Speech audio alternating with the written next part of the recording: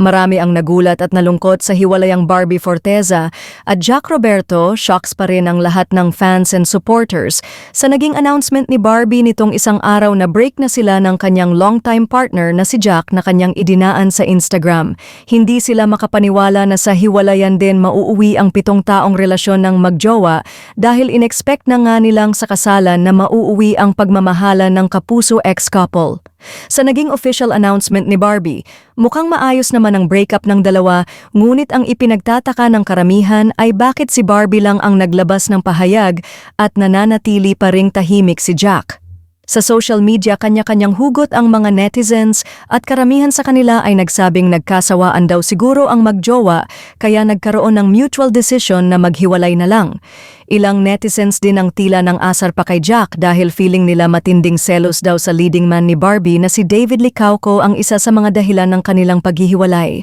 Mayroon ding nagsasabi na si Barbie ang nagselos sa nakasama noon ni Jack sa isang project, ang baguhang actress na si Eva Mendez. May lumabas pang balita na naging touchy raw si Jack sa actress nang minsan malasing sa isang gimikan. Samantala, narito naman ang komento ng batikang manunulat at showbiz reporter na si Christy Fermin hinggil sa issue. Ako'y nalulungkot, hindi nila nalampasan yung 7-year itch na tinatawag. Yung 7 taon na pagsubok sa bawat relasyon na kapag nalampasan mo raw, parang safe ka na, parang ganon. Pero 7 taon yung relasyon ni Jack Roberto at ni Barbie. Nako, maghihintay tayo sa mga baka mamaya imperial ang masabi, ha? Oo. Barbie Forteza, nakapanghihinayang. Alam mo, Romel, nung magpunta ng Amerika si Barbie at manood siya ng concert ni Taylor Swift, hindi ko alam kung nasabi ko sa iyo ba't kaya ako hindi sila magkasama ni Jack Roberto, di ba? Usually, pag bakasyon na ganito, lalo pa at naging tutok na tutok itong si Barbie sa pulang araw, ito yung pagkakataong pwede sila magkasama together talaga, di ba, sa Amerika. Palagay ko, ito hindi lang ngayon matagal na siguro itong namumuong hindi pagkakaunawaan na ito. Sa totoo lang. Oo, diba? nakakalungkot lang kasi minsan sa isang interview niya na pag-uusapan na nila ang kasal. Oo, Tapos sinabi niya yun. Oo, tapos ito, bigla na lang. Ay, nako, wala talaga kasiguraduhan.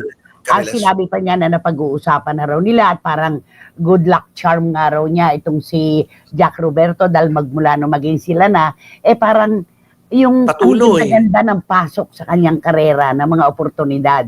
Kaya lamang, nakakalungkot, 7 taon na naman ito. Yung mga 7 taon na ganyan, nakakatakot yan.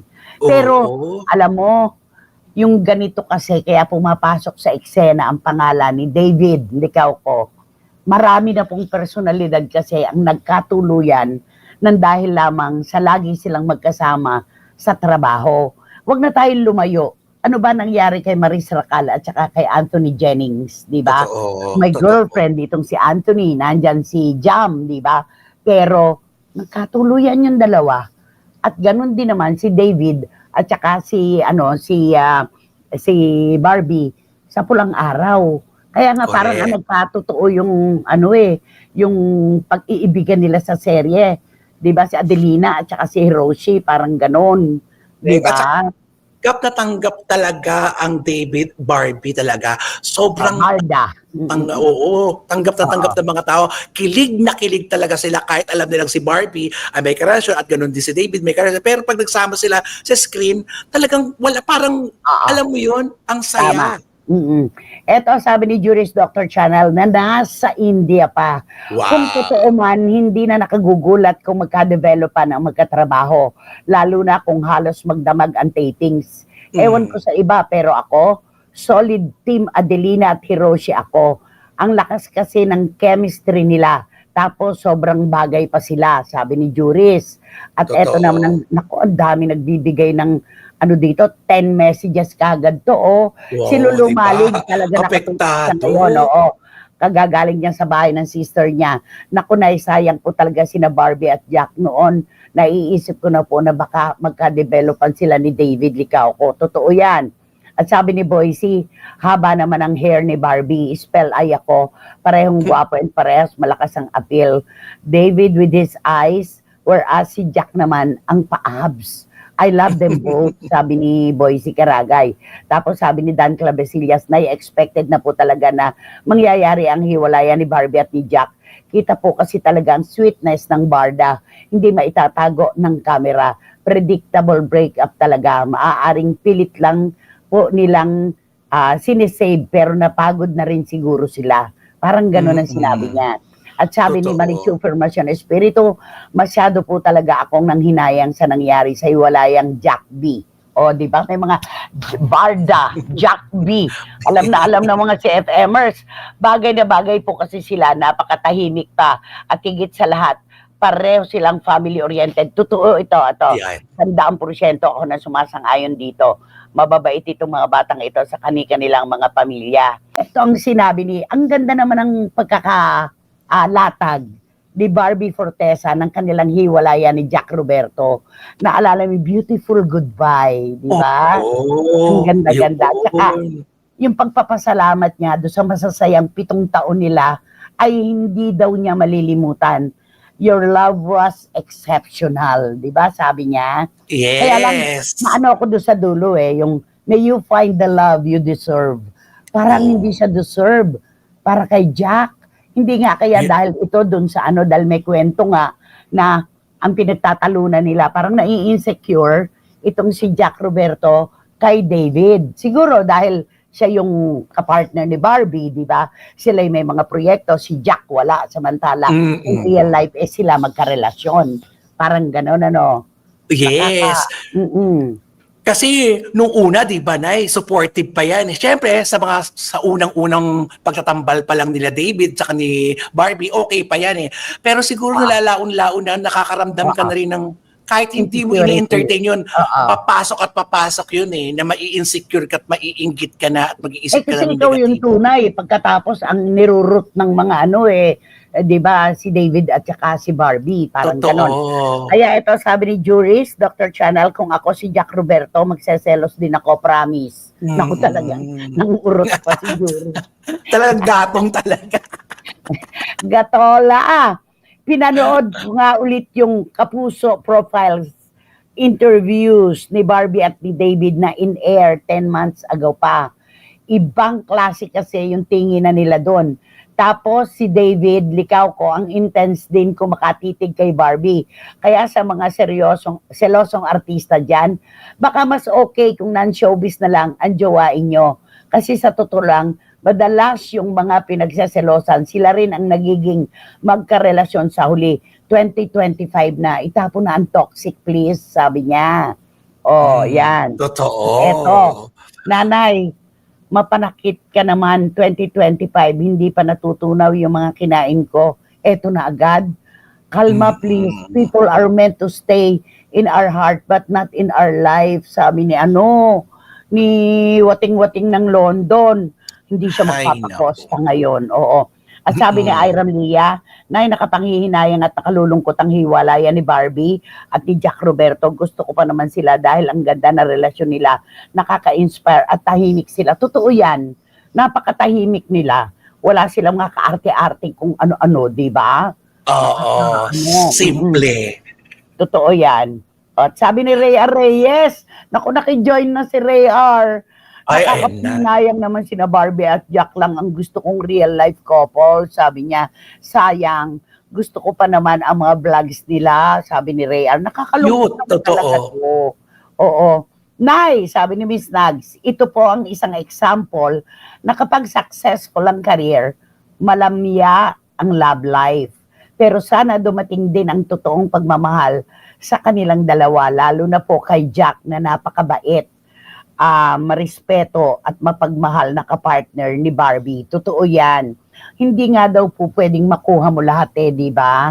Sasabihin na naman ni wating-wating, ikaw lang ang tanging nag-iisang anak ng Diyos? Sikat ka na, matagumpay ka na, iyo pa rin ang love life, may Jack Roberto ko pa rin. Sasabihin ni wating-wating yan. Tapos sabi ni Philip Villanueva, wag nang kung ano-ano pa. Panigurado si Barbie na fall na siya kay David. Wag nang mag-isip pa ng iba. Love you po, sabi niya. Okay. Yung ibig niya sabihin, yung madalas na nagkakatrabaho talaga, diyan na uuwi, di ba? Nay, na-miss ko kayo. Team replay ako ng 2 days. Love you, sabi ni Herminia Carrion. Kim Pao. Kumusta ka Ay, naman? hello! Naku, sana magtagal sila sa totoo lang, di ba? Ay, nako, ang dami-dami talaga mga nagpapadala ng mga mensahe. At saka, sabi niya, having you in my life was the happiest I have ever been. 7 wonderful years, a lot of loves, a lot of ramen. Oo, mahilig silang kumain ng Oo, ramen. correct. Oo, totoo. May ramen ano sila, di ba? Oo, Ayan. oo. And so much love. Beautiful goodbye, sabi ni Barbie kay kay Jack. Sayang talaga, no? Pero alam mo Nakakapanghinayang na ito.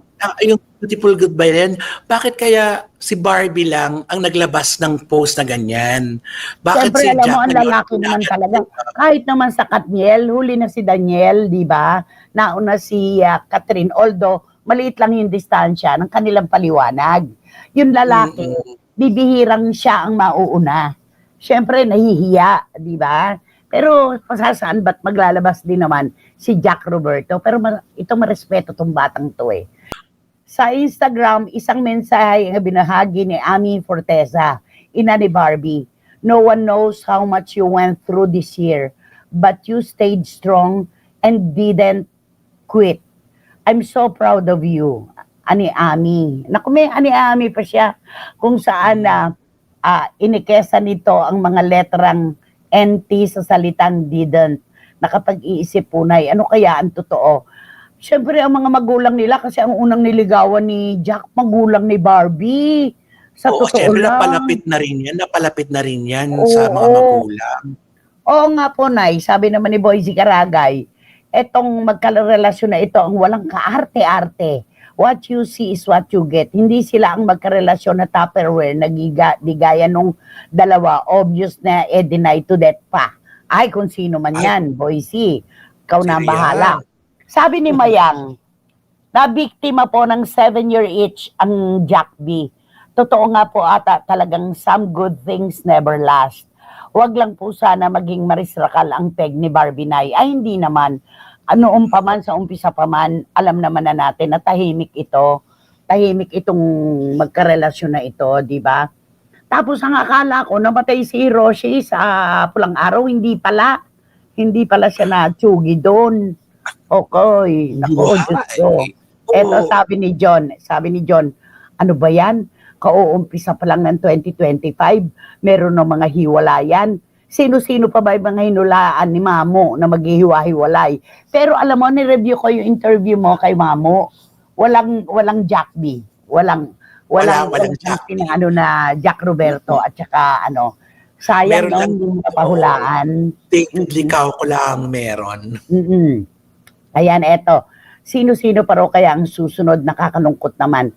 Alam mo, si Lulu Malig at saka si Iram Lia, talagang sobra silang nalulungkot kapag may mga naghihiwalay. Sabi nga ni Miss Nugs at saka ni Wating-Wating ng London, itong dalawang ito, alam naman natin, di ba, kung ano ang kanilang kailangan sa buhay nila. Di ba, pagmamahal. Kaya nga sabi nila, mag-i-standby na sila sa sabungan. Di ba? Yun. Ay, nako, nakakalungkot talaga. Sobra naman. Ewan ko ba, sabi nga, please don't mention my name. Yang mga paulit-ulit na pagsama-sama sa trabaho, na halos doon na sila nakatira dahil 3 times a week ang taping. Magdamagan, maghapunan, talagang magkakadevelopan. Kaya kaawa-awa ang mga tunay na karelasyon, sila ang nalalagay sa alanganin. At sabi naman ni Tita Julie Paras, nakatutok ako, Ate Teng, tungkol sa hiwalayan Jack at Barbie, malalaki na sila. Alam na nila kung tama ba ang desisyon nilang maghiwalay na. Maghintay na lang ako ng screenshot. Ha ha ha, charis, sabi niya. Love you, Ate Teng. Love you back, Tita Julie Paras. Okay, ayan. Kasi yan ang aantayin ngayon natin, di ba, Nay? Yan ang aantayin ngayon natin kasi walang kadahilanan, naghiwalay, maayos naman ang paghiwalay. So, anong meron, di ba? Walang Yun ang sinabi ating si alamin, Barbie. correct. Wala pa rin sinasabi si Jack Roberto. Lahat tayo nakahang ngayon. Puro sa pantaha ang ating maibibigay.